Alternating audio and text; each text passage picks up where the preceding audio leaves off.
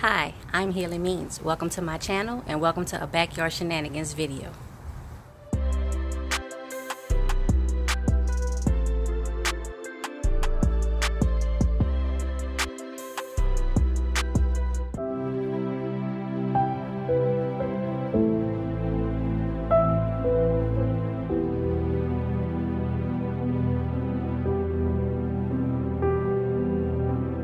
Ladies and gentlemen, we're going to get right into it. I just finished recording the hair video, so if you want to see the style before I put it up in this ponytail, go ahead and check out that video. But this video is about my spring garden. The garden is still a work in progress, but it's getting late in the season. We already into May. If I didn't record this video now, the first you would see would be when I was harvesting the vegetables.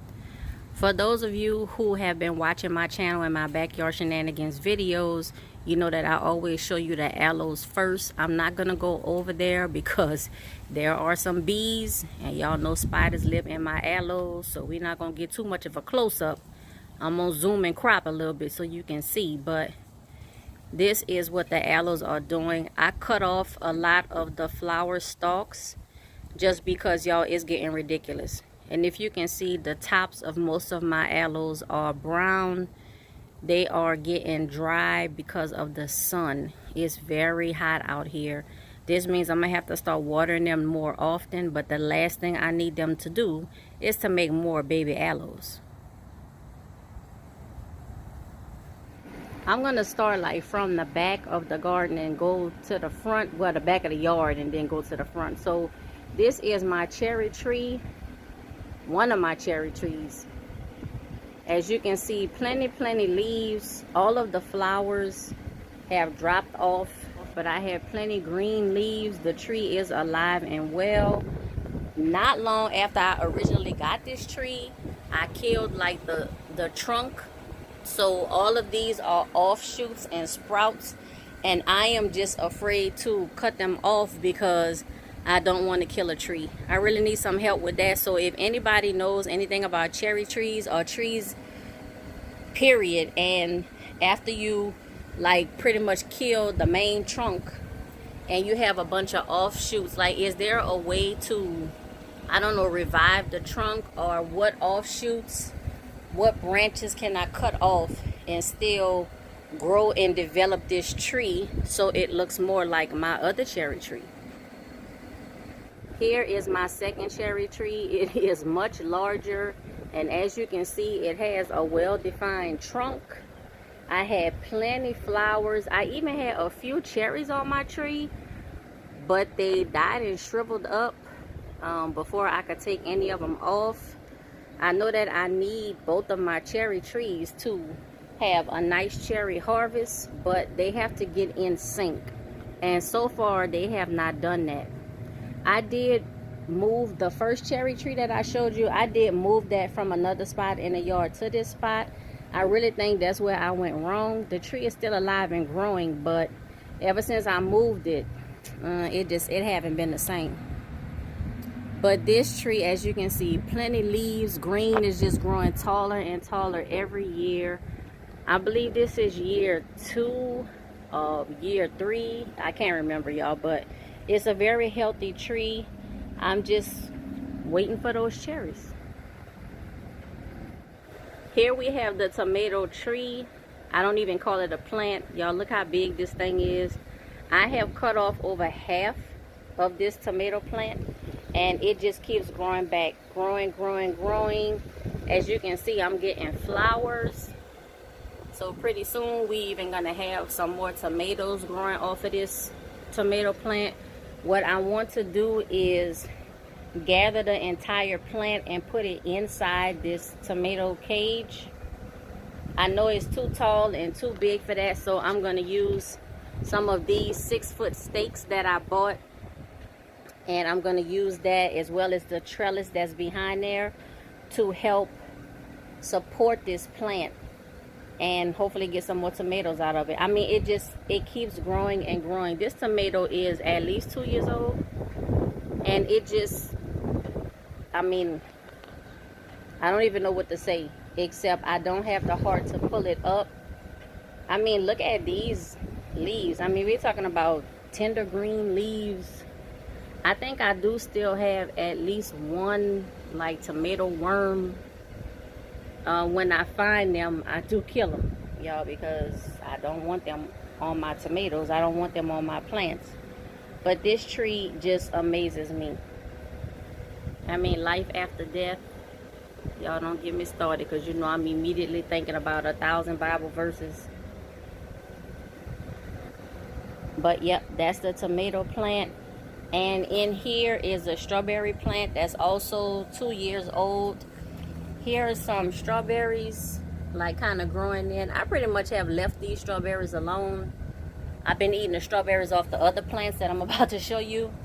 These little scraps that you see in here is an egg carton that I just broke up and put in here. I'm trying to make the area attractive to worms. I really need some worms to put in other areas of the garden that I'm building up. And I have dug and scooped all through here, and I just cannot find any worms. And I've been watching a couple gardening channels, especially one lady, I think it's Robbie and Gary Easy Gardening or whatever, but she lives in my area and in my gardening zone.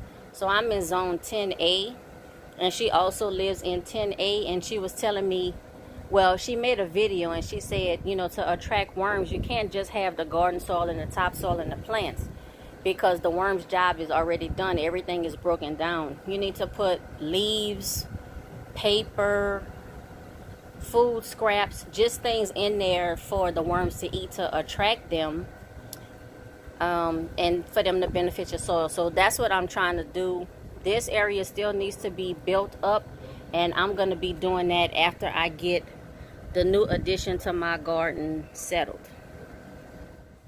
Here is my orange tree, and I hope y'all can see this because the sun is like completely in my eye and I barely can see what I'm recording.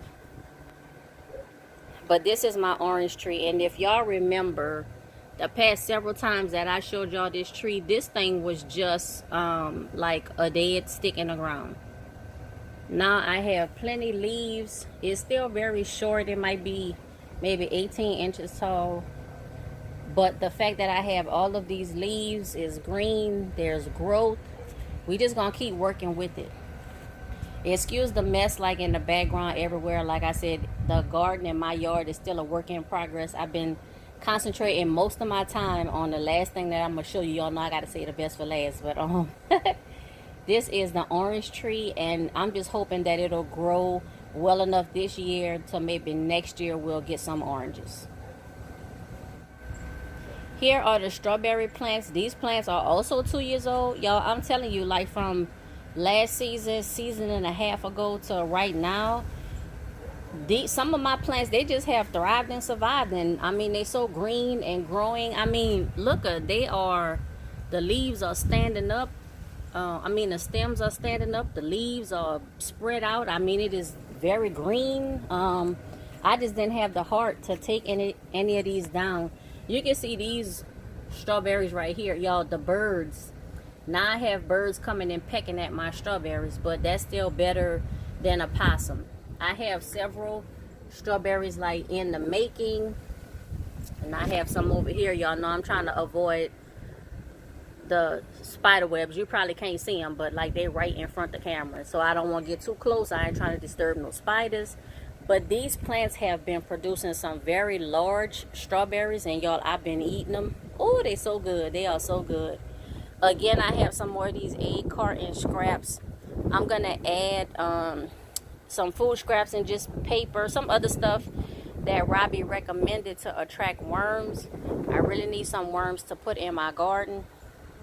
And yep, these strawberries are phenomenal. Between these strawberries and that tomato plant, y'all, I couldn't pull them up. They are here to stay, and I'm gonna nourish them as long as they provide. Here is my lemon tree. I have had several lemons from this tree already, and I have some more growing at various stages. There's a huge lemon like right around. Let me see if I can I don't know if this is gonna show, but there is a huge lemon like right there. I'm stretching my arm, y'all, so I hope that you can see it. But it's a lot of lemons that's going to be coming up off these trees. I have had flowers coming and going since I believe like February or March. So I'm expecting a lot of lemons from the tree this year. I am very happy about that. And I just need to keep it watered because we are in a drought in my area. I think we're going on like the 3rd year of the drought. And so the key thing, y'all, is just water. My water bill is going to be $1 zillion, but this is providing food. So, I mean, it's going to be worth it. With everything that's going on, I'm telling you, if you could plant one herb in a cup in your windowsill, you need to do it. You need to do it. Be prepared. Be prepared. Here is the apple tree, and you can see a couple apples on the tree. I got flowers, I got buds. The tree is doing very well. Plenty leaves, is green. Y'all, I'm trying to angle the camera because I don't want to give away the surprise that starts right next to the apple tree. But the apple tree is doing very good. Let me see if I can get a close and you can see some flowers right here. That's more apples. And then I have like a group of apples that's gonna be coming in right here. Hopefully this is not blurry and you can see that's 1, 2, 3, 4, 5, 6 apples if they all grow and develop to maturity. The thing is though, like I said, keeping the trees and the plants in a garden watered, that's the main thing. All right, y'all, now the suspense have been kept for too long. Let's get to the garden upgrade. Ladies and gentlemen, I introduce to you the Spring 2022 garden.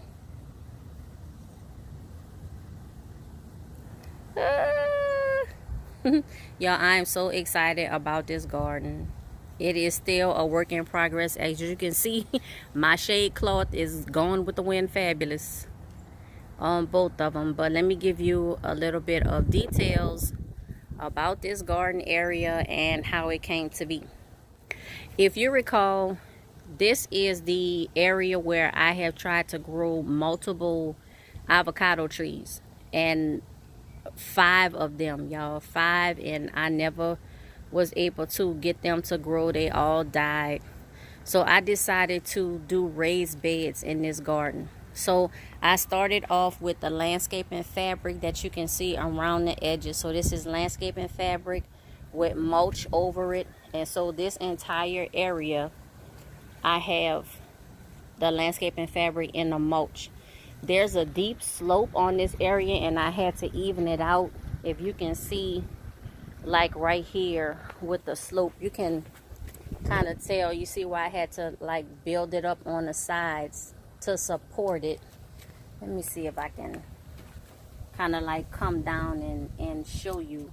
So I had to build up this entire area to almost a foot to support leveling out this part of the yard to make the raised bed garden. Now I purchased 2 8x4 raised garden beds from Home Depot when they were on sale. You know how they have those daily sales or special of the day. So I actually bought 3 of them. I'm using 2 of them now, and then I have 1 saved for later. I have a different type of landscaping fabric on top of the bed after I filled it up with gardening soil, steer manure, and then some plant food. So these are 8x4, but each is divided in half. So I have 4x4 sections. Each 4x4 has 16 squares where I have planted plants, and then it also has border areas where the flowers and the herbs are. And the reason why I bought the flowers and the herbs is that this year I'm doing full-fledged companion gardening. And that's where you plant plants that support each other next to each other. And then you plant herbs and flowers around that either support the plants next to them, or they deter or attract they attract pests towards them and away from the plants that you're growing. So let me just go around and kind of give you another view. And I pretty much got everything planted that I wanted to, except for this Spanish lavender. Y'all, this, I can't tell you how much work this was. This was hard. This was not easy at all. This was definitely a challenge. It took me about 3 weeks to get all of this stuff done. Leveling out the soil, well, tilling the ground first to soften up the rock and the clay. Leveling out the soil, building up that support on the side, assembling these raised beds, you know, adding the soil and stuff. It just, y'all, it was a lot. The small plants that you see, so like everything in this 4x4 section is from seed, except for the flowers and the spearmint and peppermint that's along the edges. But everything here is from seed. And then here in this section, I have some stuff from seed and then some stuff I bought the plants. And you can tell, you know, what I bought plant and what was seed. I do have some areas where it appears that either nothing is growing or it's coming up very small. Like, say, for instance, this spot right here. I kind of dug this up earlier this morning. I just wanted to see maybe something was came up and I didn't see it, or if it was under the landscaping fabric, but that's not the case. So another thing is the way I set this up. So each column has like 4 rows. So each column is the same, like 4 plants, or it's at least the same plant but maybe different types. I'll put up on the screen, I'll show you like what's planted in each square, because y'all, I don't know offhand. I don't remember offhand. It's been a while, and I did some stuff from seed, so I don't have like the labels like I do in some stuff. Like this is the peppermint. This is a Bonnie original tomato plant. The flowers that you see on the edges, the yellow and orange flowers, those are marigolds. This is spearmint, but the plants that are all in between, I'll show you what they are. These flowers are nasturtiums. These 2 are romaine lettuce right here. And then these 2 are a different kind of lettuce from seed. And I do see like a little bit, you know, starting to come up. But I was thinking that maybe the seeds didn't take. Because what I did was I used my 2021 seeds. I wanted to use them first. Because after your seeds get like 2 years old, then you can't guarantee that, you know, they're going to grow a crop. You might get the plant, you might get the leaves, but you might not get any fruit. These are 2 toy boxes that I had for like a very, very long time. I wasn't using them, and I decided to use them as additional raised beds. So, and this one in the front, I believe this is cantaloupe. This one is cantaloupe, and I believe this is watermelon. And watermelon and cantaloupe, they both like very, very warm weather. Even in the evenings, it has to be warm. And I have one watermelon plant growing up, y'all. I'm so excited. I can't believe it. But melons in general have a very long growing season, like 3 to 4 months. So if you plant your watermelons in March, you'll see them like June, July time frame. Over here, see this row right here is another, with this, let me see. This row right here is another row where it looks like whatever I planted is not coming up. So I'm going to plant some more seeds, some more of my 2021 seeds in this same spot and see if I get something. And if not, then I'll plant some of my 2022 seeds.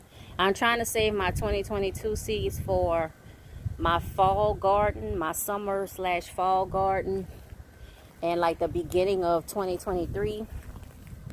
Because I had those 2021 seeds and I ended up buying mostly plants. And that's what made me not use the seeds as much last year. And then in this area, it just seemed like a lot of stuff, y'all look at the shade cloth and came down. But it seemed like a lot of stuff didn't take. At first I thought things weren't taking, but as you can see, hopefully you can see this, that you see some green like kind of come up. And these are, in this column here, these are bunching onions in this column. In the second column where it seemed like nothing took, those are Walla Walla onions. I can't remember what's in this third row, but you know, I do have something coming up at least in this square. And then in the first square over there, that's mustard seeds. And we planted like too many mustard seeds, y'all. I'm gonna have to thin that out once they grow, but I'm gonna let them grow up to a certain point before I start thinning them out. The squares where it doesn't look like the seed took, I am going to replant more seeds, water it, and then see what happens. I also noticed, and I picked them up, most of them, but I had some mushrooms like growing in this corner right here, and that means that the spores were either in the plants that I bought, or maybe it was in the soil bag that I bought. Like, I'm not sure, but I did have some mushrooms growing. I picked them all out. I don't know if you can see here, my shadow might be covering them, but I just picked them out and just laid them out. The sun will dry them all up. And speaking of sun, that's the reason why I bought this shade cloth. I have another solution for it already. This did not come out like I was hoping. My stakes, they're like too flimsy, and the efforts to hold them in place, what I did, let me see if I can show you an example. So like for this one, I ended up zip tying the stake to the nails that I have, and then putting a rock against them, and that works for some of the areas but not all of them. So what I'm going to do is I'm going to take the shade cloth off the stakes, and I'm going to take my chicken wire, because I have all of that chicken wire left over, and I'm going to zip tie chicken wire to the top of the stakes and make like a dome. It's not necessarily going to come all the way down from one side over and down to the other side, but it's probably going to be like halfway, maybe halfway up the stakes, but it's going to form a dome over the top of the stakes. And then I'm going to zip tie the shade cloth to the top of the chicken wire. That should be a firmer, just a firmer solution, and I don't have to worry about the shade cloth blowing away or anything like that, or coming off of the stake like that one in the corner has done repeatedly. This shade cloth is 30%, so it's not going to block all of the sun. It's only going to block 30% of the sun, but that is just enough to keep the direct sun and heat off of the plants, especially as we get further into the summer.